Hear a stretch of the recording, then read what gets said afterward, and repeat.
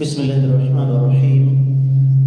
إن الحمد لله نحمده ونستعينه ونستغفره ونعوذ بالله من شرور أنفسنا وسيئات أعمالنا. من يهده الله فلا مضل له ومن يضلل فلا هادي له. وأشهد أن لا إله إلا الله وحده لا شريك له وأشهد أن محمدا عبده ورسوله. يا أيها الذين آمنوا اتقوا الله حق تقاته ولا تموتن إلا وأنتم مسلمون. يا أيها الناس اتقوا ربكم الذي خلقكم من نفس واحدة وخلق منها زوجها وبث منهما رجالا كثيرا ونساء. واتقوا الله الذي تساءلون به والأرحام إن الله كان عليكم رقيبا. يا أيها الذين آمنوا اتقوا الله وقولوا قولا سديدا يصلح لكم أعمالكم ويغفر لكم ذنوبكم ومن يطع الله ورسوله فقد فاز فوزا عظيما. أما بعد فإن خير الحديث كتاب الله وخير الهدي هدي محمد صلى الله عليه وسلم وشر الأمور محدثاتها وكل محدثة بدعة وكل بدعة ضلالة وكل ضلالة في النار. قال الله تبارك وتعالى بعد أعوذ بالله السميع العليم من الشيطان الرجيم بسم الله الرحمن الرحيم قاف والقرآن المجيد بل عجبوا أن جاءهم منذر منهم فقال الكافرون هذا شيء عجيب أإذا متنا وكنا ترابا ذلك رجع بعيد قد علمنا ما تنقص الأرض منهم وعندنا كتاب حفيظ بل كذبوا بالحق لما جاءهم فهم في أمر مريج.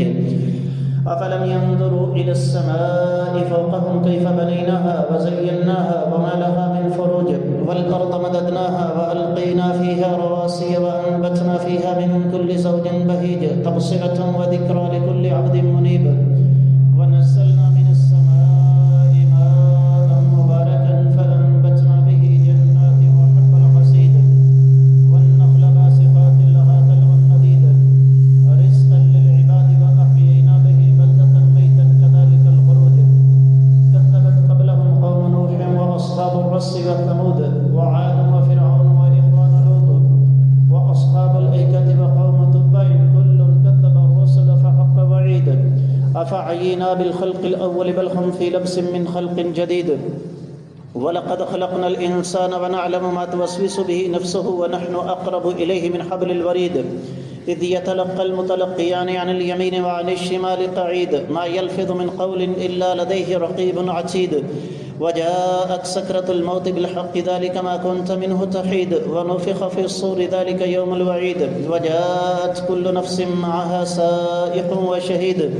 لقد كنت في غفلة من هذا فكشفنا عنك غطاءك فبصرك اليوم حديد. وقال قرينه هذا ما لدي عتيد. ألقيا في جهنم كل كفار عنيد مناع للخير معتد مريب. الذي جعل مع الله إلها آخر فألقياه في العذاب الشديد. قال قرينه ربنا ما أطغيته ولكن كان في ضلال بعيد. قال لا تختصموا لدي وقد قدمت إليكم بالوعيد ما يبدل القول لدي وما أنا بظلام للعبيد. يوم نقول لجهنم هل امتلأت وتقول هل من مزيد. وأزلفت الجنة للمتقين غير بعيد. هذا ما توعدون لكل أواب حفيظ من خشي الرحمن بالغيب وجاء بقلب منيب. ادخلوها بالسلام ذلك يوم الخلود لهم ما يشاءون فيها ولدينا مزيد. وكم أهلكنا قبلهم من قرن هم أشد منهم بطشا فنقبوا في البلاد هل من محيص. إن في ذلك لذكرى لمن كان له قلب أو ألقى السمع وهو شهيد. ولقد خلقنا السماوات والأرض وما بينهما في 6 أيام وما مسنا من لغوب. فاصبر على ما يقولون وسبح بحمد ربك قبل طلوع الشمس وقبل الغروب ومن الليل فسبح وأدبار السجود. واستمع يوم ينادي المناد من مكان قريب يوم يسمعون الصيحة بالحق ذلك يوم الخروج. إنا نحن نحيي ونميت وإلينا المصير. يوم تشقق الأرض عنهم سراعا ذلك حشر علينا يسير. نحن أعلم بما يقولون وما أنت عليهم بجبار فذكر بالقرآن من يخاف وعيد. معزز خواتین و حضرات، میں سب سے پہلے اپنے آپ کو اور اس کے بعد آپ سب لوگوں کو اللہ ملک العلم رب ذو الجلال والاکرام سے ڈرنے کی تلقین کرتا ہوں۔ اور جو انسان اللہ رب العزت سے ڈر جاتا ہے، رب کائنات اسے ان گنت لا تعداد بے شمار انعامات عطا فرماتے ہیں۔ اور میں یہ سمجھتا ہوں کہ اللہ تعالیٰ کے ان گنت لا تعداد بے شمار انعامات میں سے دو نعمتیں خاص طور پر قابل ذکر ہیں، ان کی اہمیت بہت زیادہ ہے، بلکہ سب سے زیادہ ہے۔ ان میں سب سے پہلا انعام اللہ تعالیٰ کا سچا دین اسلام، اور دوسری نعمت اس دین کی عملی شکل امام الانبیاء سید الانبیاء سید کائنات اور ساری انسانیت کے محسن محمد رسول اللہ صلی اللہ علیہ وآلہ وسلم اور آقا علیہ الصلوۃ والسلام نے ہمیں ایسی تعلیمات اللہ تعالیٰ کی وحی کی روشنی میں دیں جن کے ہمیں ویسے تو ان گنت لا تعداد بے شمار فوائد ہیں، لیکن ان میں دو فائدے خاص طور پر قابل ذکر ہیں۔ سب سے پہلا فائدہ، آقا علیہ الصلوۃ والسلام کی تعلیمات پر عمل کر کے ہم ہلاکت اور تباہی اور بربادی کے راستے سے بچ سکتے ہیں، اور دوسرا فائدہ، کائنات کی تمام بہتریاں آقا علیہ الصلوۃ والسلام کی تعلیمات سے ہمیں مل جاتی ہیں۔ آج 22 شعبان 1446 ہجری 21 فروری 2025 عیسوی ہے، اور ہمارا آج کا موضوع کائنات کے امام صلی اللہ علیہ وآلہ وسلم کے فرامین کی روشنی میں ہلاکت، تباہی اور بربادی سے بچنے والے لوگ کون ہیں۔ معمول کے مطابق گفتگو نکتوں کی شکل میں ہوگی۔ نبی کریم صلی اللہ علیہ وسلم کا ایک فرمان جس کی سند پر اہل علم نے اعتراضات کیے، لیکن جب ہم نے اس حدیث کا اپنے طور پر جائزہ لیا اور پھر اس حدیث کو قرآن کی روشنی میں تولا، اقوال صحابہ کی روشنی میں تولا، تابعین کے اقوال کی روشنی میں اس کا جائزہ لیا، اور پھر حالات کی مناسبت سے اس کو دیکھا، تو پتہ چلا کہ یہ فرمان حالات اور واقعات کے عین مطابق ہے۔ اور وہ فرمان کیا ہے وہ بھی سن لیجئے۔ نبی کریم صلی اللہ علیہ وسلم کا جو فرمان ہے اس کا مفہوم آپ کے سامنے رکھتا ہوں۔ فرمایا، عالم بن جاؤ، طالب علم بن جاؤ، یا سننے والا بن جاؤ، کوئی اور حیثیت اختیار نہ کرنا ورنہ ہلاک ہو جاؤ گے۔ اس کا مطلب کیا ہوا کہ ہلاکت سے بچنے کے لیے یا ہمارے لیے عالم بننا ضروری ہے، یا طالب علم بننا ضروری ہے، یا حق بات کو سن کر سمجھنے والا، اس پر عمل کرنے والا بننا ضروری ہے۔ اب عالم کسے کہتے ہیں؟ جس کے پاس قرآن و حدیث کا خالص علم ہو، اور یہ دعویٰ کوئی بھی نہیں کر سکتا۔ ہمارے اساتذہ کرام جو دنیا سے جا چکے ہیں، رب کائنات ان کی قبروں کو منور فرمائے، اور جو زندہ ہیں اللہ تعالیٰ ان کی شفقتیں، محبتیں، ان کا سایہ تا دیر ہم پر قائم رکھے۔ اس صدی کے سب سے بڑے محدث کی ایک بات آپ کے سامنے رکھتا ہوں۔ ہمارے ہاں ایک غلط رواج ہے، جب درس کے لیے، گفتگو کے لیے کسی عالم دین کو بلایا جاتا ہے تو لمبے چوڑے القابات بولے جاتے ہیں۔ ان کے ساتھ بھی بالکل ایسا ہوا۔ ڈائس پر تشریف لائے اور رونے لگے۔ بڑی باتیں کی انہوں نے، لیکن ان میں ایک بات خاص طور پر قابل ذکر ہے۔ کہنے لگے، انما انا طویلب العلم۔ طالب العلم نے کہا، فرمایا میں تو ایک طویل العلم ہوں، دین کا ایک چھوٹا سا طالب علم ہوں۔ آج ہم اسی پر بات کرتے ہیں۔ رب کائنات سورہ آل عمران کی 18ویں آیت مبارکہ میں ارشاد فرماتے ہیں، شہد اللہ انہ لا الہ الا ہوا والملائکۃ واولو العلم قائما بالقسط لا الہ الا هو العزیز الحکیم۔ آگے جا کے اس بات کو سورۃ المجادلہ کی 11ویں آیت مبارکہ میں اللہ نے بیان فرمایا، یرفع اللہ الذین آمنوا والذین اوتوا العلم درجات۔ اس سے دو باتیں ہمارے سامنے آئیں۔ پہلی بات، اللہ کے نزدیک اہل علم کا مرتبہ اور مقام بہت زیادہ ہے، چاہے وہ سیکھنے والے ہوں چاہے وہ سکھانے والے ہوں۔ اور دوسری بات جو ہمارے سامنے آتی ہے وہ کیا، کہ رب کائنات نے اہل علم کا مرتبہ دنیا اور آخرت میں بلند کیا ہے۔ تیسری بات، اللہ ملک العلم رب ذوالجلال والاکرام نے لفظ انما، لفظ حصر استعمال کیا، فرمایا انما یخشی اللہ من عبادہ العلماء۔ سورہ فاطر کی 28ویں آیت مبارکہ کا ٹکڑا ہے۔ فرمایا اللہ تعالیٰ سے ڈرنے کا حق تو صرف اور صرف وہ لوگ ہی ادا کرتے ہیں جو علم کے ساتھ منسلک ہیں، جو اہل علم ہیں۔ پھر اس کے ساتھ ساتھ یہ بھی ذہن میں رکھیے گا، اللہ کو پتہ تھا کہ بہت سارے جہلاء ایمان کا دعویٰ کریں گے۔ میں ذاتی طور پر ایسے لوگوں کو جانتا ہوں، کہتے ہیں جی میری شکل مومن والی نہیں، میرا لباس مومن والا نہیں، میرا دل مومن والا ضرور ہے۔ میرے اللہ نے اس کا بھی جواب دے دیا۔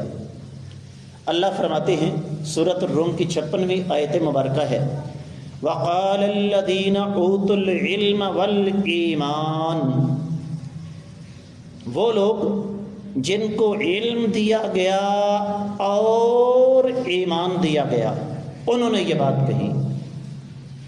اللہ تعالیٰ کہہ سکتے تھے وَقَالَ الَّذِينَ أُوتُوا الْإِيمَانَ وَالْعِلْمَ، وہ لوگ جن کو ایمان دیا گیا اور علم دیا گیا، لیکن میرے اللہ نے پہلے علم کا تذکرہ کیوں کیا؟ اس وجہ سے کہ بغیر علم کے ایمان کا تصور بھی نہیں کیا جا سکتا۔ یہ بات اچھی طرح سے نشین کر لیں، جس کے پاس علم نہیں وہ جتنا مرضی دعویٰ کر لے، ایمان کا سوال ہی پیدا نہیں ہو سکتا۔ بغیر علم کے ایمان کا دعویٰ بالکل بیکار اور فضول ہے۔ پانچویں بات، میرے اللہ نے اسی چیز کو سکھایا کائنات کے امام صلی اللہ علیہ وسلم کی ذات گرامی کو، خود حکم دیا۔ سورہ طٰہٰ کی 114ویں آیت مبارکہ ہے، فرمایا وَقُلْ رَبِّ زِدْنِی عِلْمًا۔ کائنات کے سب سے بڑے عالم امام کائنات محمد رسول اللہ صلی اللہ علیہ وسلم ہیں، لیکن فرمایا اے میرے نبی صلی اللہ علیہ وسلم خود مجھ سے دعا کیجئے، اے اللہ میرے علم کے اندر اضافہ فرماؤ۔ چھٹی بات، رب کائنات نے جن لوگوں کے ساتھ فضیلت اور جنت کا وعدہ کیا ہے وہ سب سے پہلے اہل علم ہیں۔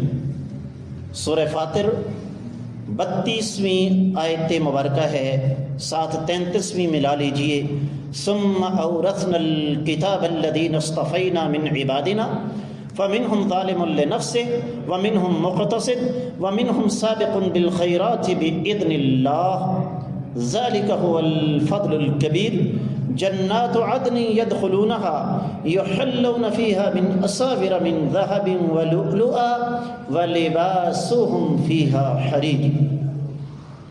پھر ہم نے کتاب مقدس کے لیے اپنے خاص بندوں کا انتخاب کیا۔ اس پر بھی بہت کچھ کہا جا سکتا ہے، لیکن وقت کی قلت کے باعث میں بات کو آگے بڑھاؤں گا۔ اللہ فرماتے ہیں ہم نے کتاب مقدس کے لیے، کتاب مقدس دینے کے لیے، اس کو یاد کرنے کے لیے، اس کو سمجھنے کے لیے، اس کی تبلیغ کے لیے اپنے خاص بندوں کا انتخاب کیا۔ لیکن ہوا کیا کہ بندوں میں سے کچھ اپنی جان پر ظلم کرنے والے تھے، کچھ درمیان میں رہنے والے تھے، اور کچھ نیکی میں بہت آگے بڑھ جانے والے تھے۔ تو فرمایا جو نیکی میں آگے بڑھنے والے تھے ان کے لیے بہت بڑی فضیلت ہے، ان کے لیے اللہ تعالیٰ کی ایسی جنتیں ہیں جو ہمیشہ ہمیشہ کے لیے ہیں، اس میں داخل ہوں گے۔ ان کو وہاں سونے، ہیرے، جواہرات اور موتیوں کے کنگن پہنائے جائیں گے، اور لباس ان کا وہاں پر ریشم کا ہوگا۔ اور پھر اسی علم کو جو ہلاکت سے بچانے والا ہے، اس کو اللہ تعالیٰ نے روح قرار دیا۔ سورہ شورى 25ویں آیت مبارکہ ہے، رب کائنات فرماتے ہیں وَكَذَلِكَ أَوْحَيْنَا إِلَيْكَ رُوحًا مِّنْ أَمْرِنَا مَا كُنْتَ تَدْرِي مَا الْكِتَابُ وَلَا الْإِيمَانُ وَلَكِنْ جَعَلْنَاهُ نُورًا نَهْدِي بِهِ مَن نَّشَاءُ مِنْ عِبَادِنَا۔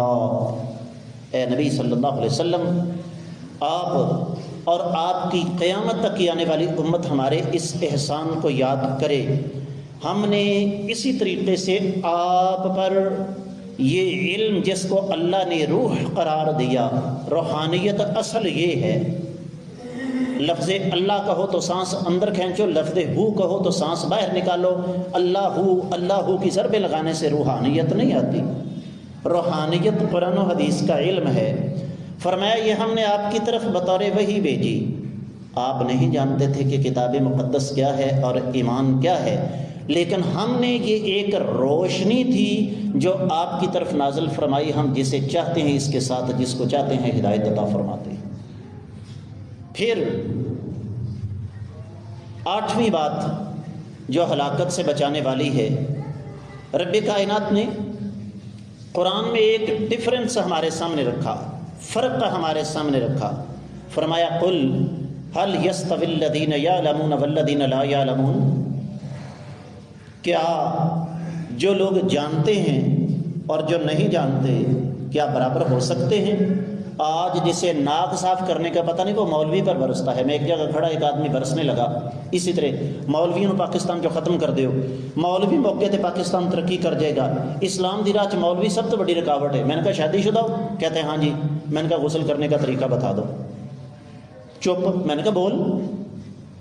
میں نے کہا پتر جس کو تو کہہ رہا نا کہ مولویوں نے پاکستان جو کٹ دے ہو، اس کو پاکی نہ پاکی کا پتہ ہے، تجھے پتہ نہیں ہے۔ یہ ہے قل هل يستوي الذين يعلمون والذين لا يعلمون، جاننے والا اور نہ جاننے والا کبھی برابر نہیں ہو سکتے۔ پھر اسی طریقے سے اللہ کے رسول صلی اللہ علیہ وآلہ وسلم نے ہمیں ایک سبق پڑھایا۔ میں ذرا بتاتا ہوں آپ کو جہالت اور علم کا فرق کیا ہے۔ بات طوالت اختیار نہیں کرنی چاہیے، انتہائی مختصر بات کرتا ہوں۔ یہاں میرے سامنے ایک گلاس پڑا ہوا ہے، اس میں پانی ہے، میں اس پانی کو پی لیتا ہوں۔ استاد جی کیا گلاس خالی رہ جائے گا؟ اس کی جگہ کیا لے لے گی؟ ہوا لے لے گی۔ جب ہم اپنے دلوں کو اصل علم کی روشنی سے منور نہیں کریں گے نا، اصل علم ہمارے دلوں میں پر اثر نہیں کرے گا، اصل علم ہم نہیں سیکھیں گے، تو پھر کیا ہوگا؟ پھر ہم اپنے دل کو ان ظالموں کی محبت سے بھریں گے جن کے بچے حرامی پیدا ہوتے ہیں، جو خنزیر کا گوشت کھاتے ہیں، جن کے ہاں حلال و حرام کی کوئی تمیز نہیں ہے، جن کے والدین اولڈ ہومز کے اندر جا کر پلتے ہیں، جو پانی کی جگہ پر شراب پیتے ہیں، جو نہ دنیا کے کسی کام کے اور نہ آخرت کے کسی کام کے۔ اہل علم نے ایک بڑی زبردست مثال دی۔ سورۃ المائدہ کی 4 آیت مبارکہ، یہ میں بعد میں پڑھتا ہوں۔ ایک سوال میں آپ سے کرتا ہوں، کتا اگر کسی برتن کے اندر منہ ڈال جائے تو اس برتن کو کتنی دفعہ پانی سے دھونا ہے جی؟ بولو 7 مرتبہ، اور 8ویں دفعہ مٹی کے ساتھ رگڑنا ہے۔ درست ہے؟ سائنس بھی کہتی ہے کہ جب تک 7 دفعہ پانی کے ساتھ نہیں دھو گے برتن پاک نہیں ہوگا، گندے جراثیم رہ جائیں گے۔ 8ویں دفعہ مٹی کے ساتھ نہیں رگڑو گے، ایک اور قسم کے زہریلے جراثیم برتن کے اندر رہ جائیں گے۔ یہ کتے کی نجاست ہے۔ اب اسی کتے کو سکھا دیا گیا شکار کا علم۔ کیا سکھا دیا گیا؟ اس کو آپ نے پاکی ناپاکی کے مسائل نہیں بتائے، اس کو آپ نے وراثت کے، طہارت کے، اس کو آپ نے خرید و فروخت کے، حلال و حرام کے مسائل نہیں سکھائے۔ کیا سکھایا؟ صرف شکار کا علم۔ قرآن کہتا ہے یسألونک ماذا احل لهم قل احل لكم الطیبات وما علمتم من الجوارح مکلبین تعلمونهن مما علمکم اللہ فکلوا مما امسکنا علیکم۔ اس کتے کو شکار کا علم سکھا دیں، بسم اللہ اللہ اکبر پڑھ کر اس کتے کو آپ نے چھوڑا، اس نے شکار کیا، شکار زخمی ہو کے مر گیا، آپ کی طبیعت نہیں چاہتی کہ آپ اسے کھائیں تو نہ کھائیں، ورنہ قرآن کی آیت سورۃ المائدہ کی 4 آیت مبارکہ کی روشنی میں اس شکار کا کھانا آپ کے لیے حلال ہے۔ اس نجاست سے اس مقام پر کتے کو پہنچانے والی کون سی چیز ہے؟ شکار کا علم۔ تو اگر ایک جانور کو صرف ایک چھوٹا سا پہلو شکار کا علم وہاں سے اٹھا کے یہاں تک لا سکتا ہے تو اس آدمی کے بارے میں کیا کہیں گے جس کو عقیدے کے مسائل آتے ہیں، توحید و رسالت کا پتہ ہے، فکر آخرت کا پتہ ہے، قیامت کا پتہ ہے، جس کو پاکی ناپاکی کا پتہ ہے، جس کو وراثت کے مسائل کا پتہ ہے، جس کو خرید و فروخت کے مسائل کا پتہ ہے، جس کو فضائل صحابہ کا پتہ ہے، جس کو میاں بیوی کے حقوق کا پتہ ہے، اولاد اور والدین کے حقوق کا پتہ ہے، رشتہ داروں کے حقوق کا پتہ ہے، اس آدمی کے بارے اندازہ کر لیجئے اس آدمی کا مرتبہ اور مقام کیا ہوگا۔ کسی کی بات نہیں کرتا، یہاں پر اس وقت میری آنکھوں کے سامنے میرے ایسے بزرگ موجود ہیں، اللہ تعالیٰ ان کو لمبی عمر عطا فرمائے، جن کے ہاتھوں ہم پیدا ہوئے ہیں، جن کے ہاتھوں ہم کھیلے ہیں۔ الحمدللہ ثم الحمدللہ ہماری قرآن کلاس میں روزانہ فجر کی نماز کے بعد، حدیث کے سبق میں روزانہ مغرب کے بعد وہ بیٹھتے ہیں۔ کیوں؟ یہاں پر عمر کا سسٹم نہیں۔ اگر آج میں یہاں کھڑا ہوں، میرے بڑے بڑے بزرگ یہاں پر تشریف فرما ہیں، میرے والد صاحب کے ہم عمر یہاں پر تشریف فرما ہیں، تو مجھے یہاں کھڑا کرنے والی چیز کون سی ہے؟ یہاں سے اندازہ کر لیجئے۔ اور 9ویں بات جو ہلاکت سے بچانے والی ہے علم کے حوالے سے، وہ بھی سن لیجئے۔ آقا علیہ الصلوۃ والسلام کا فرمان، فرمایا اگر کچھ لوگ اللہ کے گھر میں جمع ہوتے ہیں، قرآن کی تلاوت کرتے ہیں، سیکھتے سکھاتے ہیں، سمجھتے سمجھاتے ہیں، اللہ تعالیٰ کی رحمت کے فرشتے ان کو اپنے گھیرے میں لے لیتے ہیں، رب کائنات کی رحمت ان پر اپنا سایہ کر دیتی ہے، اللہ تعالیٰ ایک سکون ان پر نازل فرماتے ہیں، اور اللہ ملک العلام رب ذو الجلال والاکرام اپنے پاس جو فرشتے ہیں ان کے سامنے ان کا ذکر کرتے ہیں۔ میرے آقا علیہ السلام نے اپنے ایک صحابی کو بلایا، فرمایا میرے صحابی قرآن کا فلاں حصہ میرے سامنے تلاوت کرو۔ کہا جی آپ پر نازل ہوا اور میں آپ کے سامنے پڑھوں؟ فرمایا میرے اللہ نے مجھے حکم دیا ہے کہ میں تم سے قرآن سنوں۔ صحابی کے الفاظ، فرمایا اسمان اللہ کے نبی صلی اللہ علیہ وسلم کیا اللہ نے میرا نام لیا ہے؟ فرمایا ہاں، اللہ نے تیرا نام لے کر کہا ہے کہ فلاں صحابی سے کہو کہ فلاں آیت مبارکہ آپ کے سامنے تلاوت کرے۔ صحابی یہ سن کر رونے لگے کہ میری اوقات کیا ہے کہ عرش والا رب میرا نام لے رہا ہے، لیکن نام کس وجہ سے لے رہا ہے؟ کہ ٹیکا بڑا چنگا لاؤں کہ 4 فیکٹریاں کا مالک ہے سونی صاحب، اس وجہ سے نام لیا کہ 10-12 مربع زمین ہے، اس وجہ سے کہ ڈیرے پر 600-700 بھینس بندی ہوئی ہے، اس وجہ سے اس کا پراپرٹی ڈیلر کا دفتر بہت بڑا ہے، یا اس کے 5-6 میڈیکل سٹور ہیں، یا ایک فوڈ چین کا مالک ہے۔ اگر عرش والے رب نے نبی علیہ السلام کے سامنے اس صحابی کا نام لیا تو کس وجہ سے؟ کہ میرے نبی تیرے فلاں صحابی کے پاس علم ہے، اس کا قرآن بڑا اچھا ہے، میں عرش والا رب حکم دے رہا ہوں کہ اس سے قرآن سنو۔ ہلاکت سے بچنے کے نبوی نسخے، 10ویں بات، کائنات کے امام صلی اللہ علیہ وآلہ وسلم نے علم والوں کو اللہ کا کنبہ قرار دیا۔ صحیح حدیث میں آتا ہے، آقا علیہ السلام نے فرمایا اہل القرآن اہل اللہ و خاصتہ، فرمایا جو لوگ قرآن پڑھتے ہیں، سیکھتے ہیں، سمجھتے ہیں، سمجھاتے ہیں، وہ کون ہیں؟ وہ اہل اللہ ہیں۔ رب کائنات تو خاندان سے پاک ہے، لیکن ہوتا ہے نا کہ جناب بندہ کسی کے ساتھ بات کرتے ہوئے کہتا ہے کہ جناب یہ اس آدمی کے ساتھ میرے فیملی ٹرمز ہیں۔ کیا مطلب ہے اس بات کا؟ ہم سب ایک خاندان کی طرح ہیں، ہر جمعے کے جمعے ہم سب کے سب یہاں جمع ہوتے ہیں، تو یہ بالکل ایسے ہی ہے جیسے گویا کہ ایک خاندان جہاں جمع ہو رہا ہے۔ تو ہلاکت سے بچنے کا یہ راستہ رب کائنات نے ہمیں سمجھایا آقا علیہ الصلوۃ والسلام کے ذریعے کہ جب علم حاصل کرو گے تو تم اللہ تعالیٰ کے خاندان میں شامل ہو جاؤ گے۔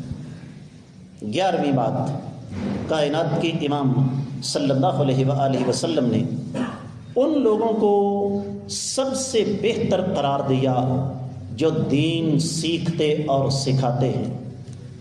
میں نے پچھلے یا اس سے پچھلے جمعے ایک حدیث پڑھی تھی اور کہا تھا کہ یہ حدیث آپ کے پاس امانت ہے۔ کچھ دوستوں کی طرف سے یہ بات سننے کو ملی، آپ نے یہ بات کیوں کہی؟ میں نے کہا اس لیے کہ ہمیں اپنی مجلسوں کا رنگ بدلنا ہوگا۔ ہم نے سعودی عرب میں دیکھا، جمعے کا خطبہ ختم ہوا، کسی مجلس میں گئے، وہاں پر چغلیاں، غیبتیں، سیاست جیسا بیکار فضول موضوع زیر بحث نہیں۔ آج شیخ نے جمعے کے خطبے میں فلاں فلاں بات بیان فرمائی ہے، وہاں پر اس قسم کی مجلسیں ہیں، اور ہم نے دیکھا ہے وہاں پر کہ جب ایک دوسرے سے ملاقات ہوتی ہے تو ملاقات کے دوران گفتگو کیا ہوتی ہے؟ طبیعت کیسی ہے؟ قرآن کی تلاوت چل رہی ہے نا؟ بچے 5 وقت کی نماز پڑھ رہے ہیں؟ کوئی نیا درس کا سلسلہ شروع کیا؟ اللہ تعالیٰ کے دین کی خدمت ہو رہی ہے نا؟ آج کوئی نماز آپ کی رہی تو نہیں؟ کیا کبھی میں نے اور آپ نے ایک دوسرے سے یہ سوال کیا اپنی مجلسوں کے اندر بیٹھ کر؟ ہم فوراً لے بھائی یہ تو بہت ہی عبادت چڑھی گیا، یہ لگے ہوں ساڑیاں نمازیاں پڑھنے واسطے۔ طریقہ کار تبدیل کرنا ہوگا۔ 12ویں بات جو کہ آج کی آخری ہے، باقی انشاءاللہ میں اگلے خطبے میں بیان کروں گا۔ نبی کریم صلی اللہ علیہ وسلم نے ارشاد فرمایا، ایک عالم دین کی فضیلت، عالم دین کی بات کی ہے نبی علیہ السلام نے، ٹپے دوڑے، جگتیں قوالیاں، شعر سنانے والے، گویے، بزنس مین، کاروباری لوگوں کی بات نہیں کی، واعظین کی بات نہیں کی نبی علیہ السلام نے۔ فرمایا ایک عالم دین کی فضیلت عبادت کرنے والے پر ایسے ہی ہے جیسے 14ویں کا چاند ستاروں سے افضل ہوتا ہے، اور فرمایا ایک عالم دین کے لیے کائنات کا ذرہ ذرہ، یہاں تک کہ سمندر کے پیٹ میں موجود مچھلیاں بھی اللہ تعالیٰ کے حضور دعا کرتی ہیں، اور فرمایا عالم دین کی فضیلت بالکل ایسے ہی ہے جیسی محمد رسول اللہ صلی اللہ علیہ وسلم کی فضیلت ایک عام آدمی پر ہے۔ ہلاکت سے بچنے کا راستہ علم، اللہ تعالیٰ سے دعا ہے رب کائنات ہمیں اصلی اور خالص علم کی طرف توجہ دینے کی توفیق عطا فرمائے، سیکھ کر سمجھ کر اس کے مطابق عمل کر کے اپنی دنیا اور آخرت بہتر بنانے کی توفیق عطا فرمائے۔ اللہ تعالیٰ ہم سب کے ساتھ راضی ہو جائے۔ اقول قولی ھذا وآخر دعوانا ان الحمد للہ رب العالمین، والسلام علیکم ورحمۃ اللہ وبرکاتہ۔